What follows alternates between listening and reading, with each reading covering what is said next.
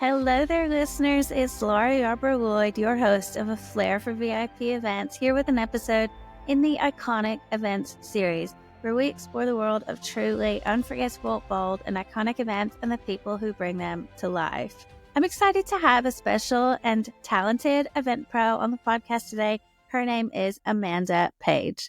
Amanda is a seasoned events professional with extensive experience in planning and executing high-profile events across the Middle East and North America. With expertise spanning conferences and exhibitions, large-scale music festivals, VIP hospitality, and premier sporting events, she has played key roles in some of the GCC region's most prestigious events. Her portfolio includes serving as a hospitality supervisor for the Formula One Abu Dhabi Grand Prix twice, as well as contributing to the success of the 2034 World Cup announcement in Riyadh, the Sanam concert in Al Ula, and Middle Beast Soundstorm and Ballad Beast in Saudi Arabia. She's currently based in Riyadh and working on freelance event roles. So in this episode, we're diving into one of the most iconic events of all time, and that is a Formula One Grand Prix, and also talking about her unique experience working in the Middle East. So I think it's a really interesting topic to bring to the Iconic Events series. So excited to get Amanda on this episode.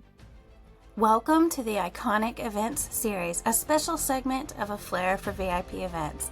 I'm Laura Yarborough-Lloyd, and in this series, I sit down with event professionals from rising talent to industry leaders who've worked behind the scenes at some of the world's most iconic events, like global sporting events and red carpet premieres. You'll hear firsthand what it's like to work at these events, the career moves that got them there, and the insider lessons you won't find anywhere else. Whether you're just starting out or leveling up your event career, this series will help you step into your iconic events era. Hello, Amanda. Welcome, and thank you for participating in the Iconic Events series. And I will let you introduce yourself to the audience who's listening. Thanks so much, Laura. I was actually really excited when you asked me to participate in this because I am a listener of the podcast and I've been following your stuff online for a little while now. So yeah, a little bit about me. I'm currently living in Riyadh in Saudi Arabia, and I'm originally from Canada. I've been working in events about 8 years now, doing conferences, corporate events, and then also sports and entertainment events. I know we're going to be mentioning some later, so maybe I won't spoil it just yet. But I've been working in the States, in Canada, and now also in the Middle East for a few years. Amazing. I know we're going to have to get into how you ended up in the Middle East. So why don't we just start there? How did you end up in the Middle East? Because, this is very similar to my story. I think it was 15 years ago. I just packed up and went to another country. So yeah. I think yours is quite similar. Yeah, I did the pack up and move to another country thing. It all came about because when I was in the middle of COVID, it was literally 2020. I ended up getting an opportunity to go to Dubai on a trip, just like a vacation. And it was like right in the middle of things where you really couldn't travel very much, but Dubai was kind of open to it. And I really fell in love with the region on that trip. And I think also because of COVID, had me really like up in my head and just questioning everything. I ended up a year later deciding that was the thing that I really wanted to do. I wanted to go back to Dubai. I wanted to just kind of see if I could make it. You know what I mean? Like I just wanted a real adventure and I wanted to challenge myself. And that was like this place in my head that I was just like, this is so cool. So I made the plan, got rid of all my stuff, sold my apartment, quit my job, and I didn't have a fully fleshed out plan in advance of coming. But I had started to email different employers and just kind of see what I could maybe get my hands on. And I ended up with a really, really lucky opportunity to basically work my dream job for Formula One in Abu Dhabi. It kind of came about through I didn't really know what I was doing, to be honest, at the time when it came to getting freelance contracts. I really didn't even understand the concept of a freelance contract for events at the time because it's really not a thing in Canada or the States. Like it's just way, way, way less frequent, I would say. Like almost nobody is a real freelancer in Canada or the States. Like they may work for an agency or something, but it's just not the same. So it was completely new to me. But I was a big F1 fan and I knew the race was coming up soon in Abu Dhabi. So I figured, okay, well, they're probably going to need some short-term staff. Like they must. And like I have the right profile for it. So I just went online to like I figured out who like the name of the company of who owns the venue where they have the race. And I found the email address for the director of operations, and I literally just emailed him and gave him a little bit of my background, sent him my CV, and it kind of just went from there. He passed me along to HR, and it just all kind of worked out. It was really, really crazy in in a really lucky way that it just worked out perfectly. And actually, I remember I had listened to one of your podcasts a little while ago, and I think the title was something like Unusual Ways to Get into an Iconic Event. And I think one of your tips was literally just like, email them. Yeah. Yes, because nobody does that anymore. Old email. And I remember listening to the podcast, and this is way after I had already landed that gig. And I'm like, you know what? It kind of like works sometimes, like not every time. That's for sure, but it works for me. Yeah, I think a lot of people try to overcomplicate it sometimes. And every time I'm working at a big event, I have to ask everybody, well, how did you get this job? And do you know how many people are like, well, I just emailed the big email, the info at whatever it is.com, or I just filled out the form on the website. I was like, there's probably 20,000 people filling out that form, but someone's monitoring it. I don't know, how it works, but it works. It's unconventional in my opinion. Yeah, definitely. Like I would say, like from my own personal experience, I would never dissuade someone from filling out the application form that they see on LinkedIn or if they see on the company website. But I've found that like a lot of the jobs that I've gotten in my life have been through a bit more of a personal touch. So like usually whenever I'm applying to something online where it's just like the generic thing, I'm just like, well, honestly, the chances are slim. There's a chance, but they're slim. So I usually would try to at least reach out to one person, even if I don't actually know them, like whether it's on LinkedIn or find their personal, like their work email, and try to make a personal connection, just because if anything, even if they don't even reply, it actually seems to help, because the more someone sees your name, even if it's not like they don't even subconsciously register it, I feel like it helps. And like, yeah, I've gotten jobs before where I had like worked with somebody recently, and then they were considering me for something else, and somebody said my name, and then they're like, oh yeah, I just worked with her, like, and it got me the job, right? Like just knowing, having kind of the repetitive, it's like a marketing thing too, right? It's like having your, your brand, right? Yeah, it's like becoming the event or the company's biggest fan, even just still liking something that they post. And I totally agree with that method. It works. It's unconventional, and it just shows there's not just one way to work at a big event. There's multiple ways. Mm-hmm. So I love that. I like that you researched and got in there quite in a kind of an old school way. Yeah, absolutely. On a cold call. So I love it. Would you like to talk more about the Abu Dhabi Grand Prix? Sure, yeah. I'm interested in motorsport, including myself. I've got my favorite team, favorite drivers. So hot topic these days. Yeah, it was a really, really special event, and it was something really exciting for me because I definitely was a big fan, and it was just such a cool opportunity. I really loved it, and it was my first time working in the Middle East, so it was definitely like this, amazing intro to how everything is done out there. So my job was hospitality supervisor for the West Grandstand. So what that means is that I was responsible for setting up and then also on-site supervision of the entire hospitality suites for the grandstand. So the first year that I worked, we had about 1,200 spectators in our section. So it was, since it's hospitality, they have a food and beverage, and they have like special activations and whatnot in the hospitality suites. And then the next year, we also added 500 seats in a temporary outdoor area. Well, it was indoor and outdoor area. So that increased the scope. So the first year I came out like 2 months in advance to start setting up, because we had a mix of corporate corporate clients for some of the suites, and then the other ones were ticketed areas. So that means that the corporate clients had their own specifications that they wanted with their branding and their colors and special food and beverages and activations that they wanted in their suites. And then the spectator areas were a bit more uniform. So they were more uniform with the other grandstands as well. But it required coordinating with the vendors and making sure everything was ready to go, because the venue itself does do events throughout the year, but their biggest event of the year is the Formula One Grand Prix. So there's some maintenance to do in the grandstands directly before the race, just to make sure that they're like top quality before the guests arrive. And then the second year that I did it, because we were building a temporary structure, there was quite a bit going into that with actually like building this structure and decorating it and making sure that it was ready to go before the race days.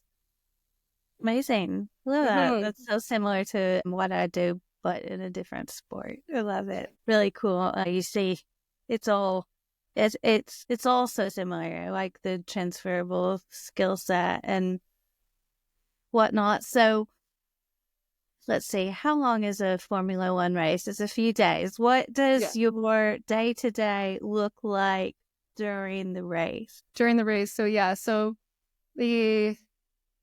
it's over a weekend, right? So there's 3 main days, with the Thursday as well having some spectator activities. Usually the Thursday is almost like the warm-up day. Usually there's really not a lot going around. They'll do like a track walk and some other like smaller activations, I would say. Usually the Thursday is like if you have that ticket, then you would go, but they don't actually race on the track on the Thursday. And then so the Friday and Saturday is like quali days. There's also a number of other levels of like Formula racing, right? So there's like Formula 2, Formula 3, the Women's League as well. When I was in Abu Dhabi, I think it was just Formula 3 and 2, but not the women's.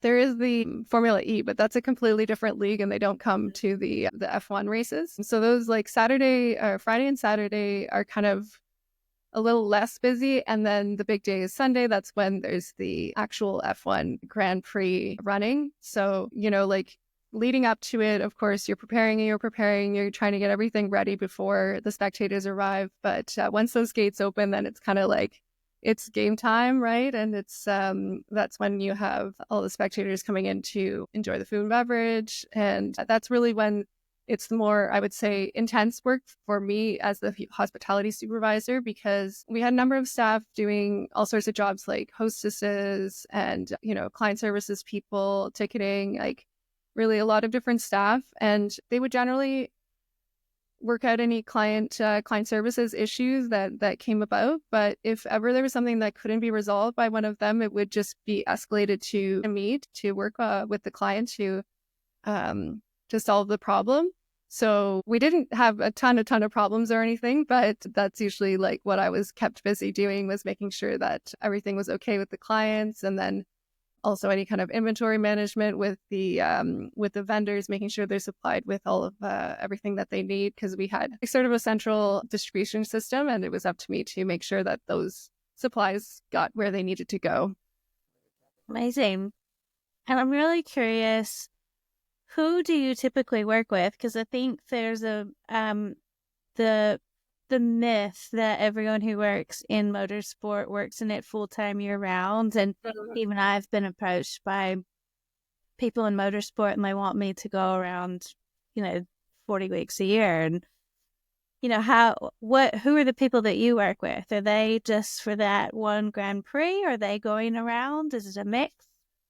Yeah, so there is a mix. So I know what you're talking about. There's certain companies that, do specialty like hospitality suites at all of the races, and they offer that to their own clients. And also the race teams themselves each have a hospitality team, and they're responsible for producing events for their own teams, whether it's like at the racetrack or off racetrack. But myself, because I was actually working for the venue, so it's a bit like analogous to how if you're working for any kind of like sports team venue, when the teams come to play there, then you're the one who's working there, but you don't travel with the team, because when the team travels, they go to the next location. So there's actually 2 ways to go about working in motorsports. You can work with one of those companies that does go to all of the events or with the teams, or you can actually work directly for the venue on site. And there are actually quite a few jobs, but they're generally shorter term. It depends on the country, of course. In the Middle East, there's a strong freelancer kind of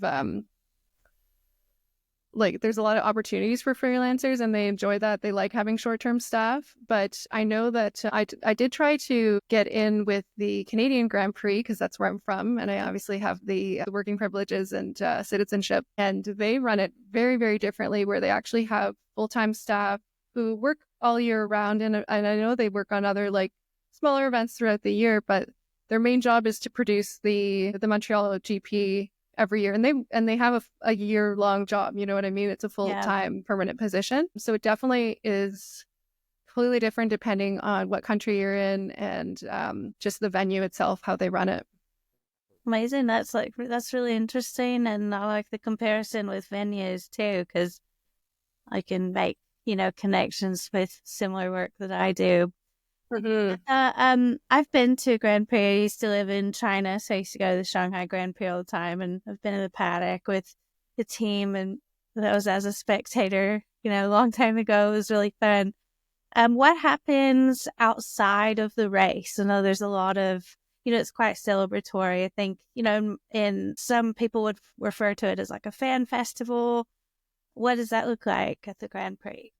Yeah, so at the Abu Dhabi Grand Prix that I was at, of course, they have huge fan zones and big activations for all the fans to enjoy when there aren't cars on the track. Because actually, there's a significant amount of time during the weekend that there are no cars on the track, as you would have known if you have gone to the Grand Prix before. So they do actually put on a lot of interesting activities for the fans in the outdoor fan zones.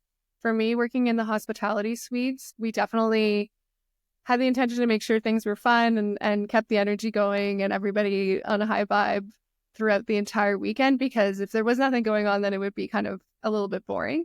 So of course they could always go outside to the fan zones, but we tried to make it fun inside. So, in the hospitality, you do have the food available the entire time. So they were eating lots, and we had beverages available as well. We had a bunch of different stations within the suites because it's kind of a long hallway, basically. That's the setup. So we had a bunch of different points where we would have DJs. And they were different DJs. So you could go and listen to different types of music depending on what you wanted to listen to. And then of course, after the races, they had the concert series, which was always very cool, and everybody quite enjoyed that. But those were actually offsite, so everybody had to leave the venue once they were done with the race. Sounds so fun. Yeah, it's making me want to go to another one because it's been a while. Amazing. What's your favorite part of that job, and do you continue to work there?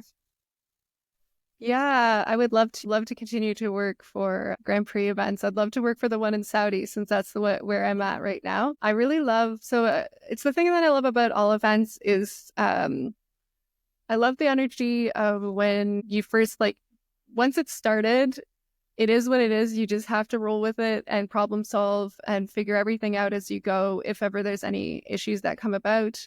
I loved I just love that energy of the show must go on, and having the spectators arrive and, working with the guests. And that really gives me a lot of energy and seeing the thing that I planned come to life.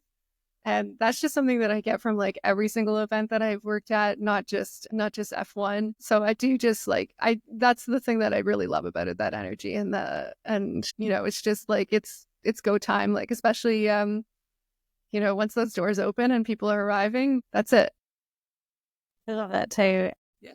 I saw somebody recently say that when the event starts, it almost feels like the easy part. I totally agree. And I think it's because it's so much fun. And then it just feels easy at that point. It does feel easy. And it's the concept of flow that they talk about, when you're in flow, usually people refer to it maybe because you're playing a sport or you're coding or something. Yeah.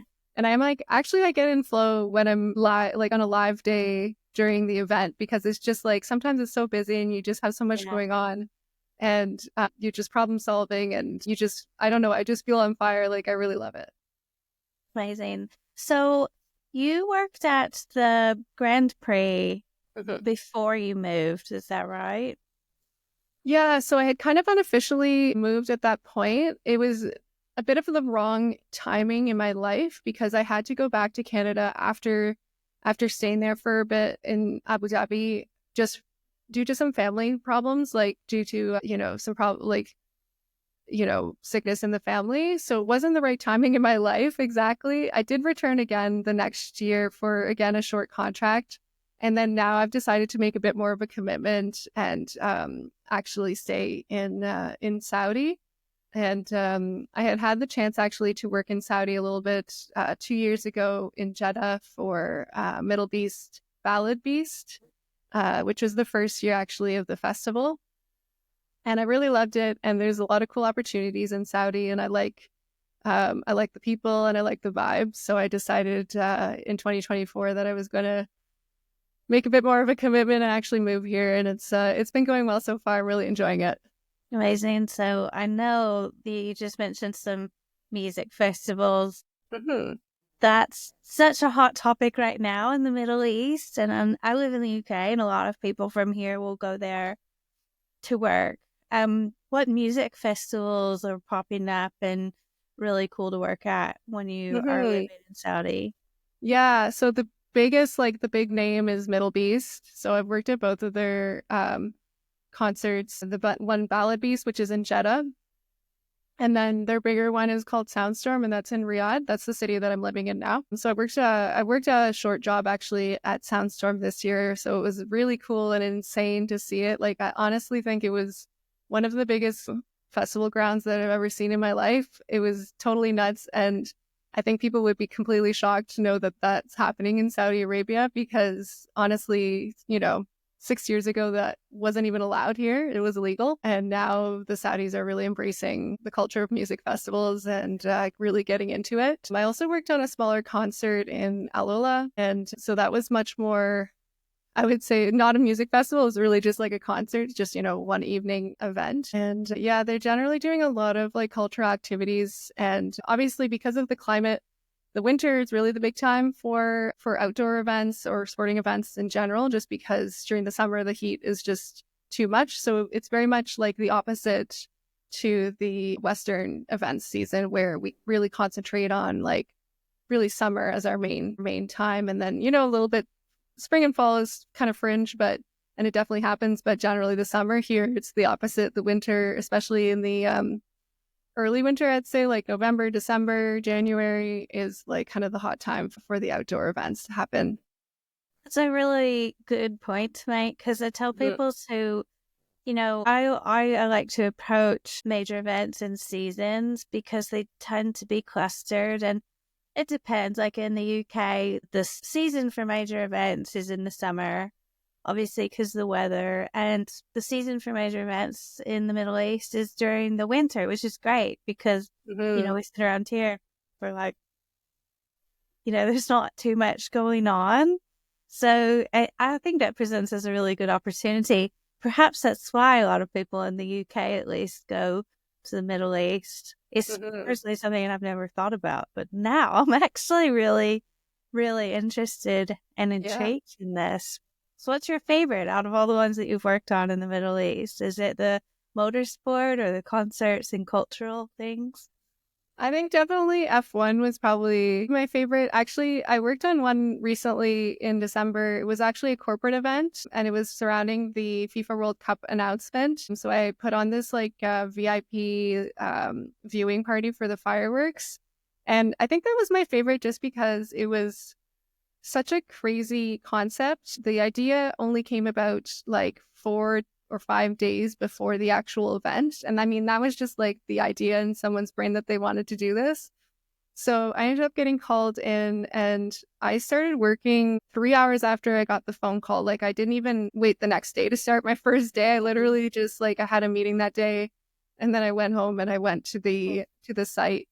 And it was just completely crazy because we didn't even have a real venue. It was an outdoor fireworks, obviously. So what we had to work with was a parking lot, a dirty parking lot. And so I arrived and there's nothing there. We haven't planned anything, and we had to completely pull it off. And I would say it's one of the unique things in the Gulf here in the Middle East is that it is actually possible to get vendors to do things under really short notice, and they will actually fulfilled the job. Back in Canada, it can be really slow sometimes to like get everything organized, because sometimes vendors will actually say no, they don't want the job because it's too difficult, like it's too short notice. But out here, it's like a different vibe when it comes to how fast things can work.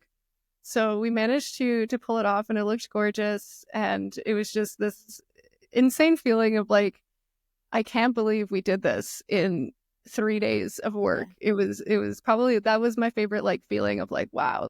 You know, even that day, earlier the same day, I was still standing in an empty parking lot with the guy who's like cleaning it, like one of those you know, the big machines with the big brushes, because we're like, we should probably clean it, you know? Yeah. So yeah, so I just love that intense feeling, and obviously everything worked out, and went off without a hitch. But it was one of those ones where it's like, okay, if there's one thing that goes wrong, like this whole thing might just not work. Yeah. That's really cool. And that was for the World Cup, right? Yeah, exactly. What year is that? 2030? Well, no, so it's the 1 in 10 years from now. So they were announcing, so Saudi bid to be the host nation of the World Cup in 2034, and then they just announced it this past December. They made the announcement that they had won the bid, and they wanted to do a fireworks and drum show to celebrate. I feel like you've set yourself up to work at it in 10 or so years. Yeah, actually, it's a great thing that you can kind of get associated with those like fringe or guerrilla type events, you know, that's getting into that vibe leading up to the major event, or maybe during a major event, you kind of work at you know, event on the side that's kind of associated with it. It's a great way, and that I always recommend to people.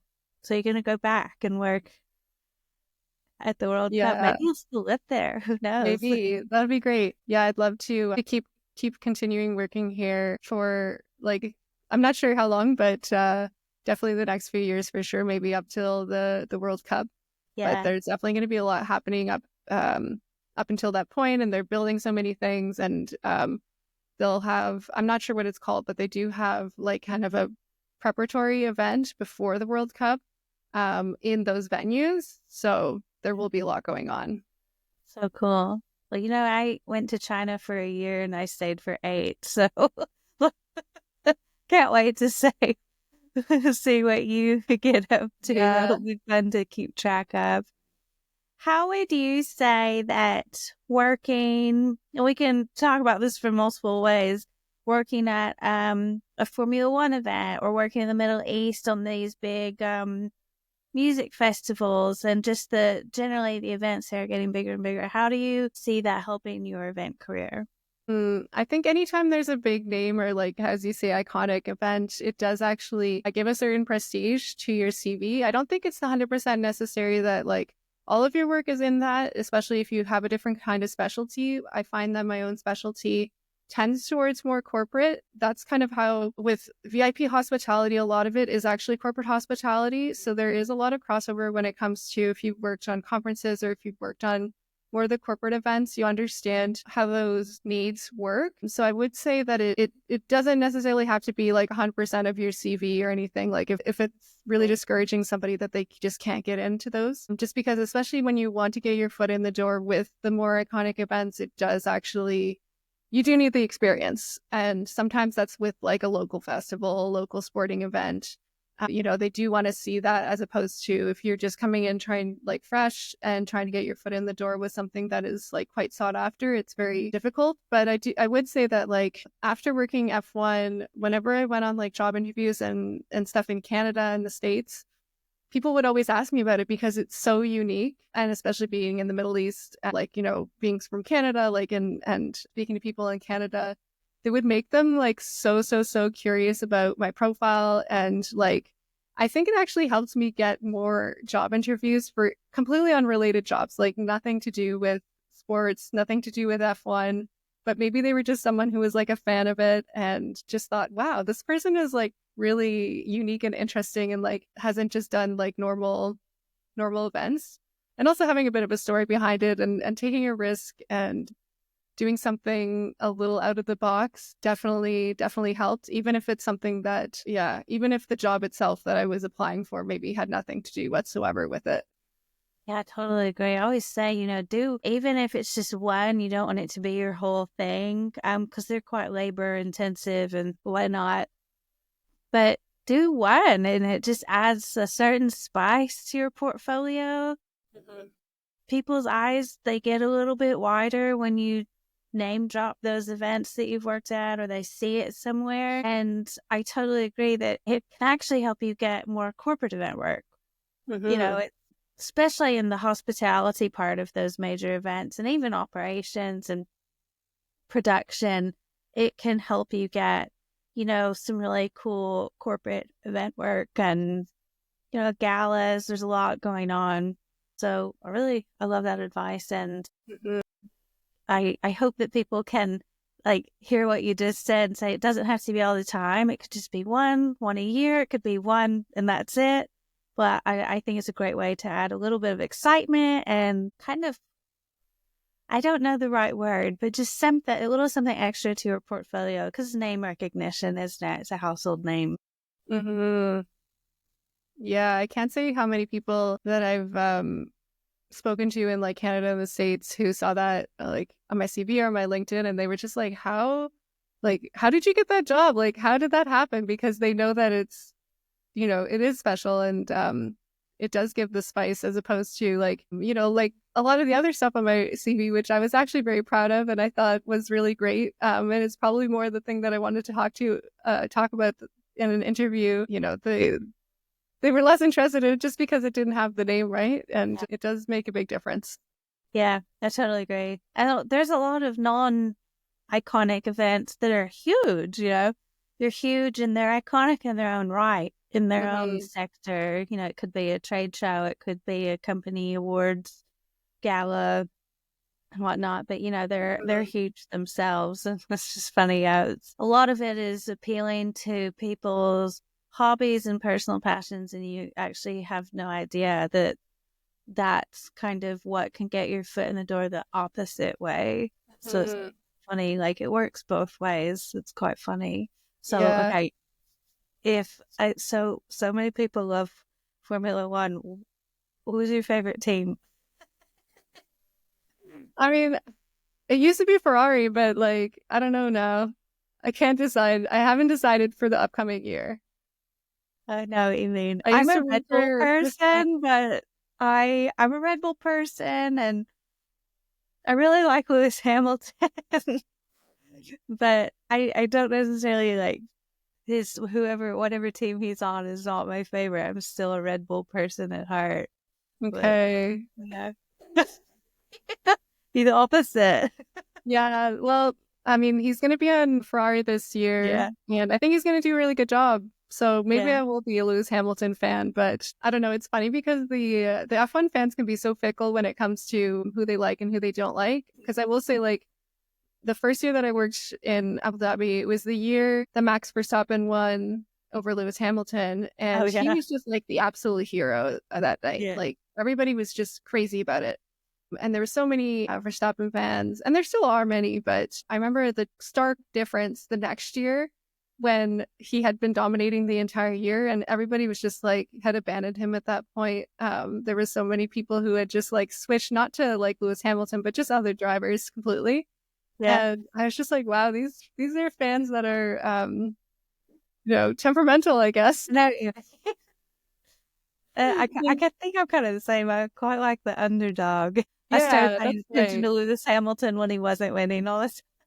Yeah, that's right. Because Hamilton, in the past few years, now that he hasn't been dominating as much, I feel a lot of people are just he's so humble now. He's great, and I think he is a great driver. Obviously, he's amazing. One of the best of all time. But just the difference in how fans perceive him in his kind of off years, his down years, versus when he was on top. They're he's arrogant, he's he's rude, and then now they're oh, he's humble, such a sweet guy. I think I'm probably one of those people. Yeah, I think it's easier to be humble when you're losing, right? It's hard to be humble when you're winning. Yeah. Well, I had to ask. So Ferrari, that's really good. When I lived in China, everyone was a Ferrari fan. Okay. That's the cool thing. Yeah. Well, yeah, I just had to ask that right before we start to wrap it up. And okay, if we're wrapping this up, what advice would you give someone who wants to either work at a Grand Prix or work in the Middle East? Okay. Both. I would say, first of all, like having a lot of experience is really important here. Um, Even more so maybe than in other countries, just because a lot of the times if you're coming in as a foreigner, um, there's an expectation that you're already at least mid-career as opposed to really, really young in your career. So getting as much experience as you can get is so important. And I was even thinking when we were talking earlier about like, I would say like one of my experiences that is definitely not iconic is that I worked at a convention center for a while, and it was just an insanely high volume of events. We had like multiple events every single week that I was running and I'm responsible for. You know, in a 6 month period, we would have like I would have like 40 events that I was responsible for, which is an insane volume. And you can get that also like working in an agency where they just continuously put you on new projects. It's really tough. Like it's a lot of work, but the amount that I learned like working at that convention center is like insane as opposed to some of the other jobs that I've done where it was more like you're just working on one event and you have multiple months to plan, or even all year you have like one big event. It just, you know, you just don't have the volume, and the pace of work here in the Middle East is also definitely increased over in the States and in Canada. I would say one of the things that like people ask me about, especially on LinkedIn, is like, how do I get my foot in the door in the Middle East? Because a lot of times there's actually a direct expectation that you've actually already worked in the Middle East at one point. I'd say there it's a little bit not necessarily easier, but one of the ways if you're from the UK or you're able to work in the UK, a lot of their agencies actually place people from there into the Middle East for short-term contracts. Mm-hmm. So that's one way to kind of like get your first experience. Like mine was very much a little bit of luck, a little bit of being in the right place at the right time and being like, you know, somebody to seize the opportunity. And also because at the time I had chosen to come on my own and had already bought my own flight tickets and had my own accommodation and everything, it was like easy for them to say yes to me as opposed to somebody who was still in their home country. I would say like I get taken the most seriously when I am actually on site in the Middle East and like based locally, because there are actually there's a larger pool of local talent now, whether they're from other countries or they're actually Saudi themselves. So a lot of the companies are pulling from the local pool now instead of like trying to go out to people who are currently like living abroad in their own countries. So that is a bit of like a complicated thing, and it really depends on the person. They can't not everybody can do that. I would say F1, you know, I mean, listen to Laura's podcast on like, you know, how to get into unique ways, because it does work sometimes. There are a lot of companies and vendors that are working on these events. That's one thing that people don't realize. They're thinking, if I want to work for an F1 race, I have to work for F1. You don't. Like there's so many vendors on site. And you know what? There's jobs that you probably don't even know exist that are on site. Like it's insane. And there's so much going on. These teams each bring a huge quantity of people with them. And then there's also all the spectators.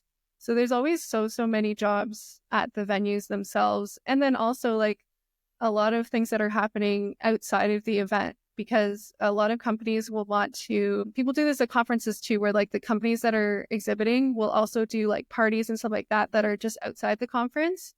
And they all need people to work on those events. And I think that was one of the things you've talked about before as well, is like, don't just look at the actual event itself, like think a little bit bigger, because there's going to be brand events, there's going to be different corporate events associated. And I'm thinking even like in Abu Dhabi, the concert series that is after the race, also has staff that are just doing that concert series. So they also get to be part of the event. Maybe they don't get to watch the race. That's maybe kind of a bit disappointing, but maybe, maybe they can parlay it into another job later on where they will be, more on site with the race. So yeah, I would say don't get a little bit out of the box when it comes to which companies. And actually, one of the things that I did with Soundstorm this year is, so Middle Beast is the big company that like owns it.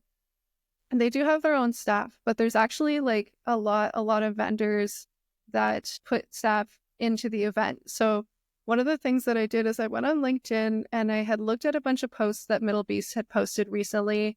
And they had actually posted this one where they were like, they basically made it really easy for me. They had listed all the vendors.